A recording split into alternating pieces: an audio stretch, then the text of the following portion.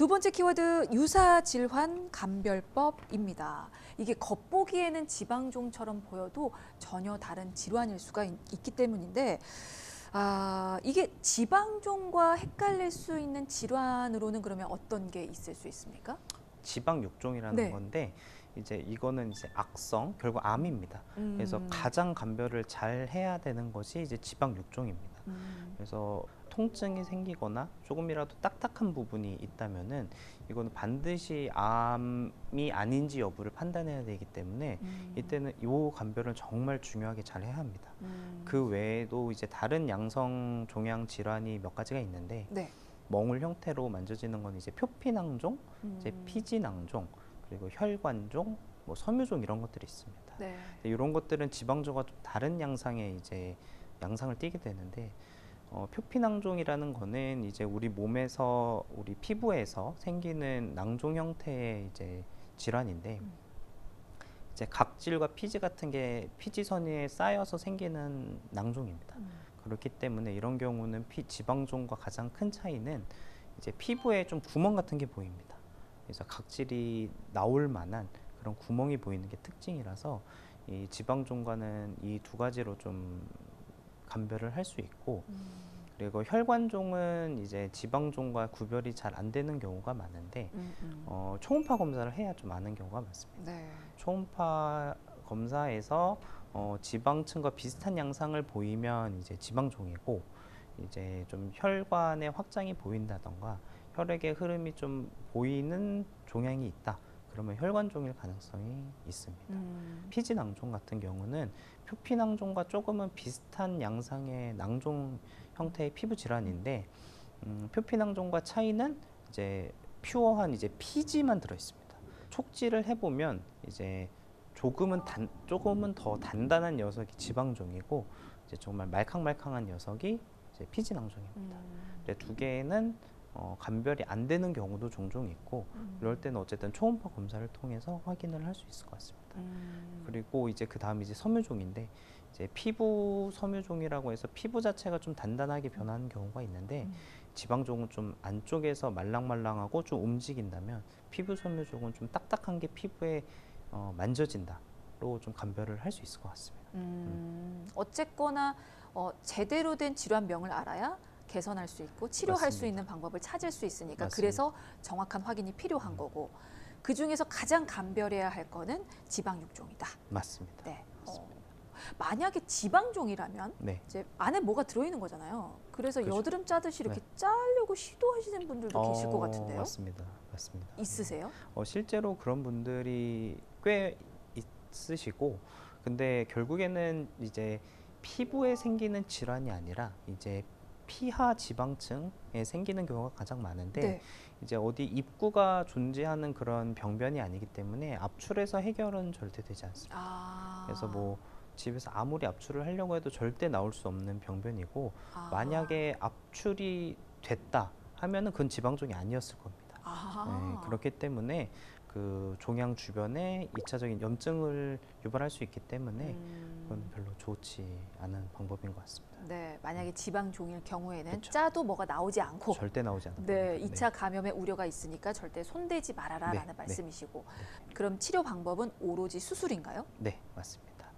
크기에 따라서 일단 가져가야 되는 이제 절개 범위를 생각을 해야 될 것 같고 이렇게 등이나 이제 복부와 같이 좀 잘 보이지 않는 부위라면은 많은 분들이 뭐 흉터는 크게 신경 안 쓰십니다. 좀 그렇다 하더라도 저는 좀 최소한의 흉터로 하고 싶어서 어쨌든 그렇게 말씀드리고 만약 지방종이 이렇게 좀 이마 같은 경우에도 생기는 경우가 많은데 이제 너무 잘 보이는 위치고 특히 이렇게 막 정중앙에서 생겨서 오는 분들이 계시는데 그런 분들은 어쨌든 최소한의 흉터를 만들려고 좀 하고 있습니다. 네. 그게 숙련자만이 가지고 있는 노하우일 수도 있겠군요. 그렇죠. 좀 경험 많은 분들에게 가야 하는 이유 중에 하나가 맞습니다. 흉터를 최소화시키기 위해서일 수도 맞습니다. 있겠네요. 네. 수술 시간은 어느 정도나 걸릴까요? 5cm 미만의 일반적인 피하 지방종이라면 실은 뭐 한 10초면 끝나는 경우도 있고요. 그렇게 빨리요? 네. 근데 어쨌든 이제 평균 잡아서 한 5분에서 10분 정도면 대부분 해결이 가능한 경우가 많습니다. 네. 근데 피하 지방종이라 하더라도 좀 사이즈가 크거나 네. 또는 지방종 위치가 좀 근막에 좀 가깝게 있거나 근육에 붙어 있거나 또 근육 내에 있거나 하면 아무래도 소요 시간은 좀 더 걸리게 되고 이런 경우에는 이제 30분 이상 걸리는 경우가 많습니다. 그래서 길어봤자 30분. 그렇죠, 그렇죠. 거대 지방종, 뭐 20cm 이상이 된다던가 하는 경우는 경우에 따라서는 뭐 다리 쪽이라면 하반신 마취를 하기도 하고 뭐 필요하면 전신 마취를 하고 또 수술을 하는 경우가 있습니다. 수술 후에 그러면 이제 환자 입장에서 관리는 어떻게 들어가야 될까요? 땀이 많이 나는 분들은 상처 감염이 생길 수 있기 때문에 그런 분들에 한해서는 좀 소독을 좀 해주시는 게 필요하겠으나 그 외에는 대부분 수술 후 소독이 크게 필요 없고 다만 상처가 생긴 부위를 반복해서 좀 사용한다던가 하면은 수술한 부위가 벌어지거나 할 수 있기 때문에 수술 부위의 움직임은 일주일간은 좀 최소한 하는 게 좋겠습니다. 수술하면 끝인 거죠? 재발 위험은 없는 건가요?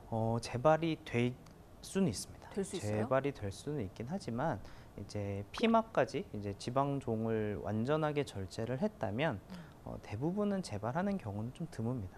그래서 만약 수술을 하셨다면 뭐 정기적으로 오셔서 뭐 그 부위에 재발이 됐나 체크하실 필요는 없고 한번 수술한데 그 옆에 또 생기고 그 또 수술했더니 또 다른 데 생기고 하는 분들은 이제 유전적인 요인이 아마 다발성. 있을 거로 그렇죠. 네, 다발성 지방종으로 판단하고 관리를 하셔야 되지 않을까 싶고 만약 한 부위에서 수술을 했는데 다시 생겼다면은 불완전 절제가 됐을 확률이 있고 첫 번째 수술에서 뭐 정말 운이 안 좋아서 수술하고 정말 깨끗하게 잘 제거가 됐는데 같은 부위에 또 생겼다고 생각을 하셔야 할 것 같습니다. 그렇군요.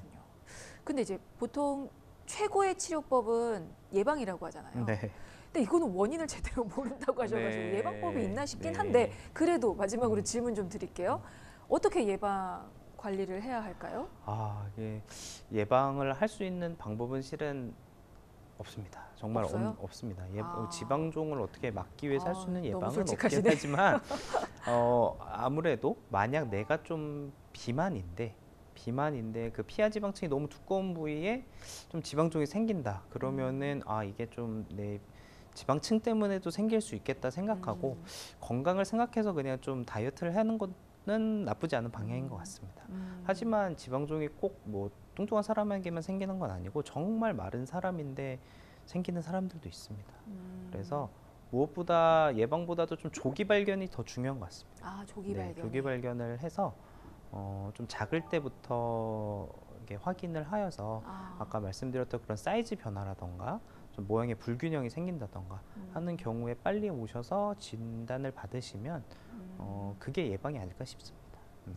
알겠습니다. 또 이렇게 솔직한 전문의 오랜만입니다. 네.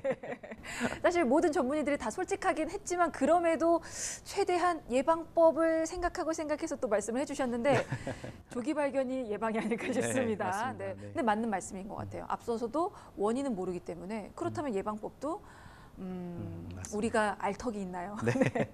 그렇다면 조기 발견할 수 있는 레이더를 세우고 네. 우리가 최대한 몸 구석구석을 잘 네. 관찰하고 확인하는 그 방법을 우리가 몸소 실천을 하는 게 중요할 텐데 지방종에 대해서 말씀을 드렸고요. 앞서서 체크 포인트 5가지 말씀을 드렸습니다.